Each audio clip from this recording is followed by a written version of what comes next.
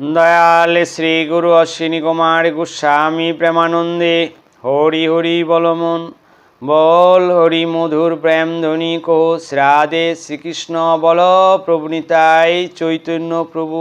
চৈতন্য চরিতামৃতের আদিলীলা তৃতীয় পরিচ্ছেদ। হে ব্রহ্মণ কচ্চিৎ কলো অহম।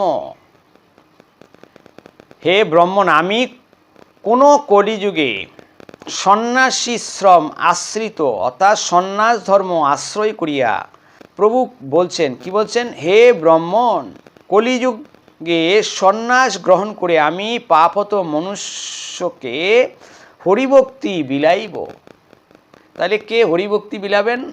গৌরাঙ্গ মহাপ্রভু বলছেন কলিযুগে তিনি সন্ন্যাসী হয়ে তিনি এই জীবের ঘরে ঘরে বনে জঙ্গলে সর্বত্র গমন করে তিনি কি করলেন? হরিভক্তি বিলাইলেন। অর্থাৎ নাম প্রেমে অর্থাৎ নামের মাধ্যমে জগৎকে তিনি উদ্ধার করলেন। তাই বলছেন ভাগবত ভারত শাস্ত্র আগম পুরাণ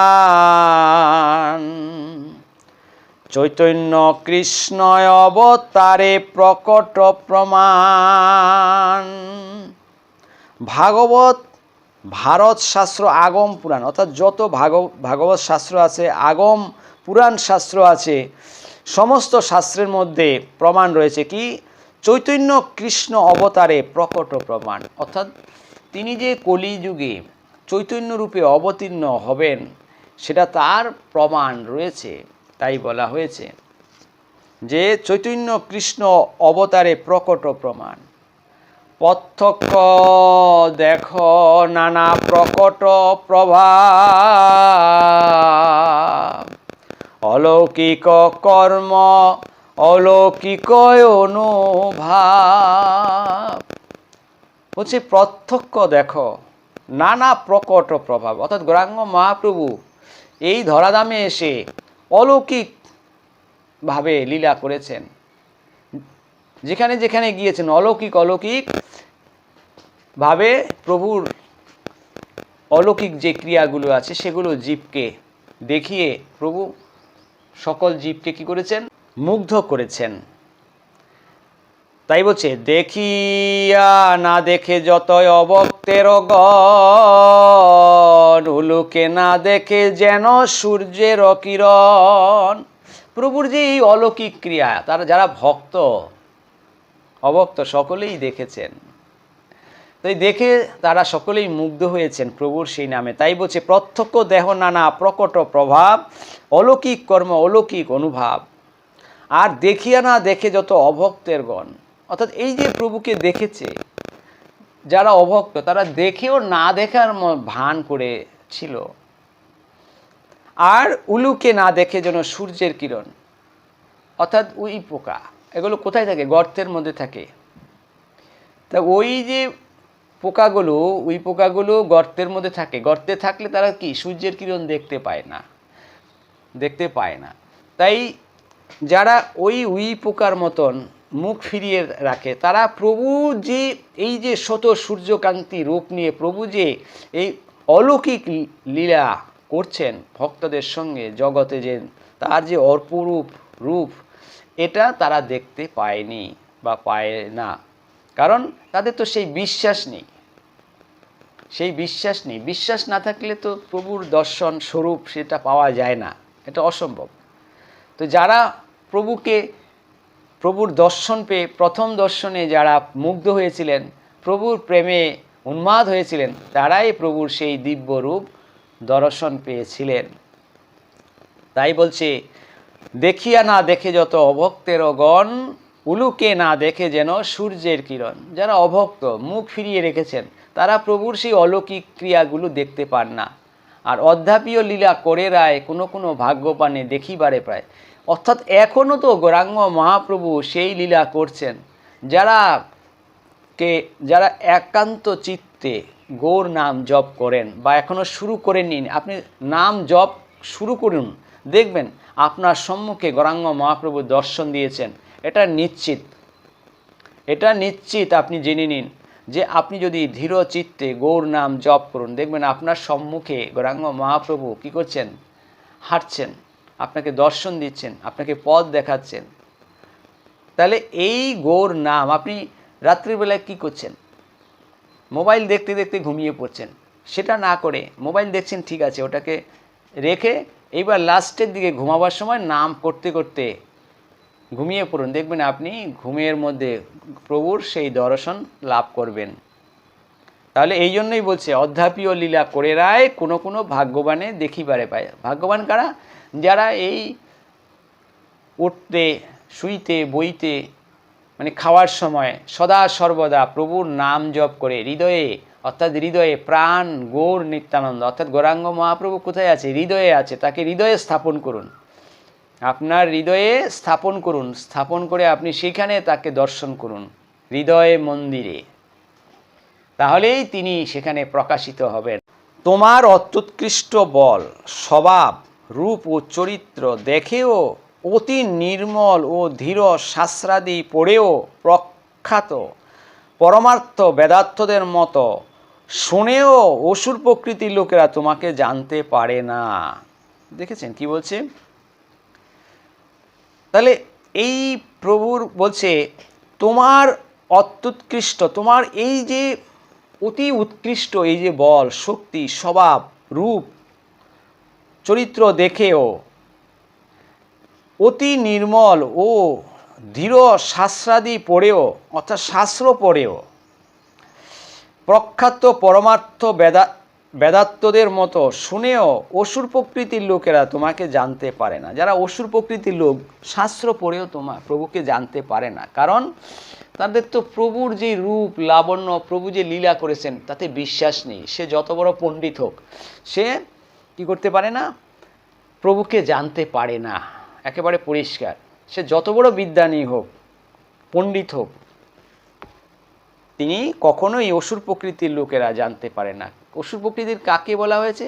যারা প্রভুকে বিশ্বাস করে না। গৌরাঙ্গ মহাপ্রভু যে ধরাধামে অবতীর্ণ হয়েছেন, তিনি যে স্বয়ং ভগবান, তিনি যে শ্রীকৃষ্ণ চৈতন্য, যারা এই প্রভুকে মানেন না, তারা তো কখনোই প্রভুকে কি জানতে পারবেন না। প্রভু কি রূপে এসছেন, কি রূপে লীলা করেন। তাই বলছে, আপনা লুকাইতে প্রভু নানা যত্ন করে, তথানি তাহার ভক্ত জানয়ে তাহারে। বলছে আপনা লুকাইতে, অর্থাৎ প্রভু নিজের লুকানোর জন্য নানা যত্ন করে, কিন্তু তাহার ভক্ত তাহাকে ঠিকই চিনতে পেরে যান। তিনি যে স্বয়ং ভগবান সেটা তার ভক্তরা ঠিক জানতে পেরে যান। সেই জন্যই বলছে, আপনা লুকাইতে প্রভু নানা যত্ন করে, তাহানি তাহার ভক্ত জানয়ে তাহারে। অনুবাদ, তোমার স্বরূপ অসীম। বলছে প্রভু গো, তোমার স্বরূপ অসীম, দেশ কাল পাত্রাতীত, তোমার সমানও কেউ নেই, তোমার থেকেও শ্রেষ্ঠ কেউ নেই। তা বলছে প্রভুর থেকে শ্রেষ্ঠ কেউ নেই, প্রভুর সমানও জগতে কেউ নেই। তোমার এই স্বরূপ মায়া বলে তুমি গোপন করেছো। তোমার যে এই স্বরূপ, এটা মায়া বলে তুমি কি করেছো? গোপন রেখেছো। প্রভুর স্বরূপটা তো সবসময় প্রভু দর্শন দেন না।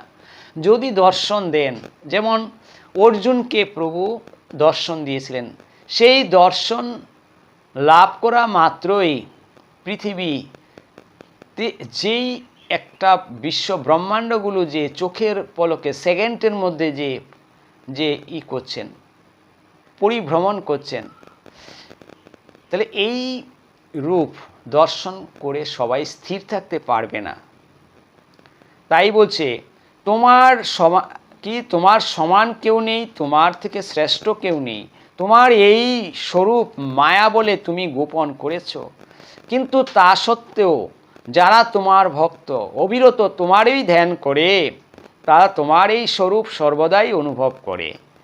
তাহলে যারা গৌরাঙ্গ মহাপ্রভুর দর্শন করেন, সদা সর্বদা কি করেন?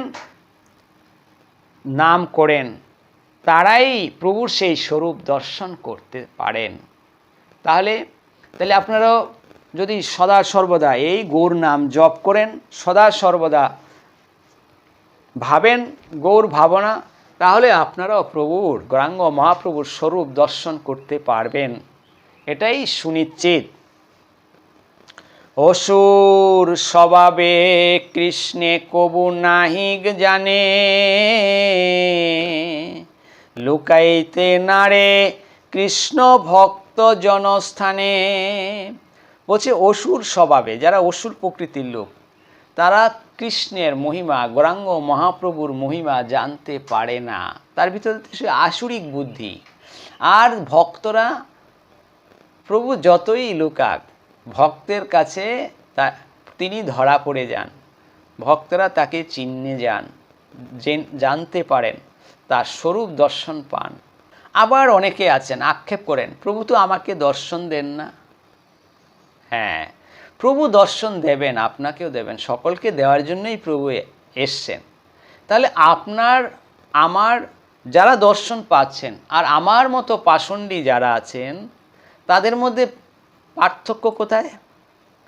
তারা যখন হাঁটছেন তখন দেখছেন প্রভু তার সম্মুখে হাঁটছেন, তারা যখন কোথাও যাচ্ছেন বা কোথাও বসে আছেন, তিনি প্রভুর রূপ, প্রভুকে দর্শন করছেন তার হৃদয় মাজারে।